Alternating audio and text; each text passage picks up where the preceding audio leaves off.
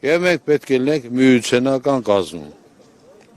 100 տարի առաջ ոնց որ եղել է խորհրդային միությունը։ Արցախի անվտանգության նախկին քարտուղարն այս հայտարարությունն արել է 3 մայրաթորի Բաքում։ Վիտալի Բալասանյանը Հայաստանի ապագան տեսնում է Իրանի եւ Ռուսաստանի հետ հարաբերությունների խորացմամբ։ Բալասանյանն իր հայտարարության հիմքում դնում է այն պնդումը, թե առաջիկայում աշխարհի քաղաքական քարտեզի փոփոխություն է լինելու։ Ուժուր երկրների 2-3 միլիոն բնակիչ ունեցողները մտմտել խոսում են մենք սենց կանենք, մենք մեր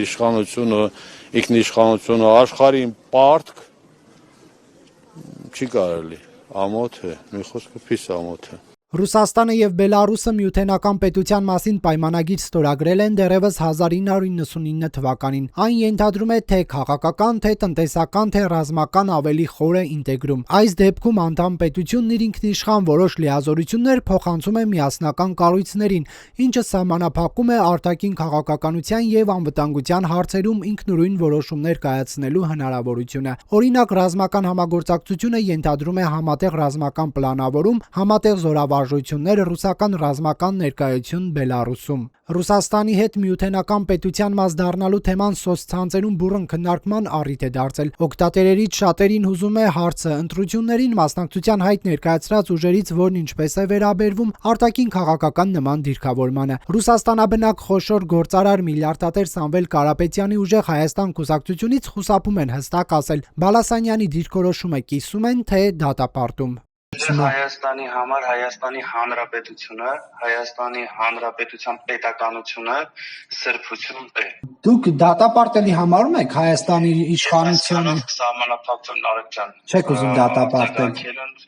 Ես իմ ասելիքն ասացի, սրանից այն կողմ որևիցե արտահայտություն իմ համար անընդունելի է։ Դեռևս 2021 թվականին երկրորդ նախագահ Ռոբերտ Քոչարյանը պատասխանելով Factor TV հարցին ասել էր, որ միութենական պետության մաս դառնալը քննարկելի հարց է։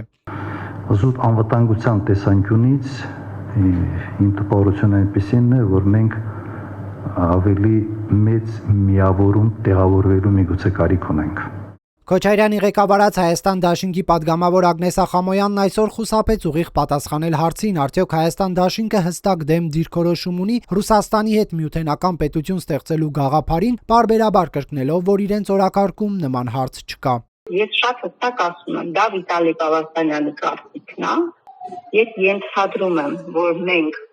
ազատ խոսքի երկրում ենք ապրում, մարդն արտահայտել է իր կարծիքը, բայց ես հստակ ասում եմ, որ մեր օրակարգում նման հարց չկա։ Դուք սա դատապարտելի համարում եք, թե ոչ։ Ես դա համարում եմ Վիտալի Բալասանյանի կարծիքը, յուրաքանչյուր ոք ունի կարծիքի իրավունք, եւս մեկ անգամ կրկնում եմ, մեր օրակարգում նման հարց չկա։ Սերժ Սարգսյանի ղեկավարած Հանրապետական կուսակցությունից էլ ցանկություն չունեն Վիտալի Բալասանյանի խոսքը մեկնաբանել։ Հայաստանի Հանրապետական կուսակցության համար Հայաստանի Հանրապետության անկախությունը եւ ինքնիշխանությունը սակարկության առարկա չէ։ Երբ նման հայտարարություն է արում, դա ինչ է նշանակում, որ սակարկում են Հայաստանի ինքնիշխանությունն ու անկախությունը։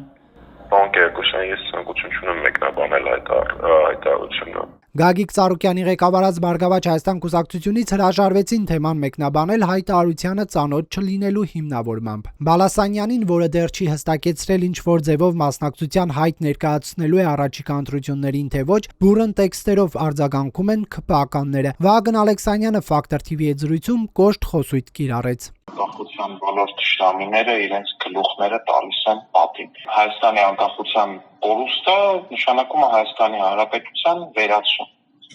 Իսկ չկա աշխարհի վրա Հայաստանի Հանրապետություն։ Կա ինչ-որ կայսրության մեջ ինչ-որ մեծ ծայրագավառ գուբերնիա։ Ի վերջո դուք կողմ եք, թե ոչ միութենական պետությանը։ Կողմ եմ։ Բելարուսի սկզբունքով։ Գյումրիի քաղաքապետ Վարդան Ղուկասյանը նախորդ տարի պատասխանելով Factor TV-ի հարցին հրապարակային կողմ էր արտահայտվել Ռուսաստանի հետ միութենական պետություն ձևավորելուն։ Իրավապահներն այն դիտարկել էին որպես Հայաստանի Հանրապետության ինքնիշխանությունից հրաժարվելուն ուղղված հրապարակային կոչ, ինչից հետո քրեական վարույթ էր նախաձեռնվել, բայց հետագայում այս գործը կարճվեց։ Բալասանյանի հայտարարության վերաբերյալ իրավապահները դեռևս դիրքորոշում չեն հայտնել։